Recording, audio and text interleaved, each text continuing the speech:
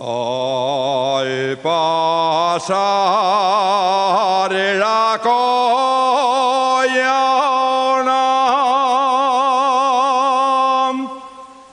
y al pasar la Collaona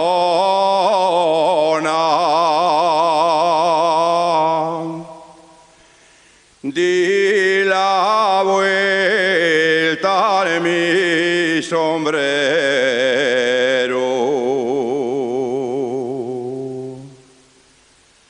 di la vuelta al mio sombrero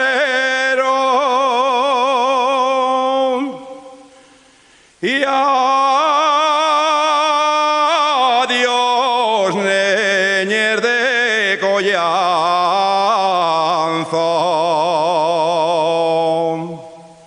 regalo de mi pueblo.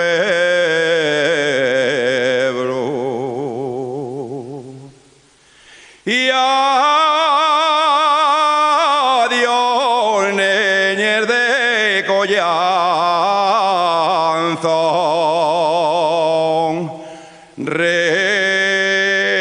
regalo del mismo cielo. Y adiós neñer de collanzo, regalo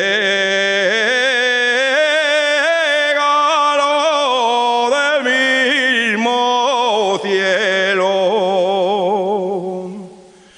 Carretera Basiuba, en Santo Domingo entré y por Pedro Crespo Calvo carpintero pregunté y me dijo una señora que Pedro pregunta a usted pel de arriba, pel de abajo o per el del arrabal, que hay tres Pedros Crespos Calvos carpinteros en el lugar, que hay tres Pedros Crespos Calvos que no quieren trabajar.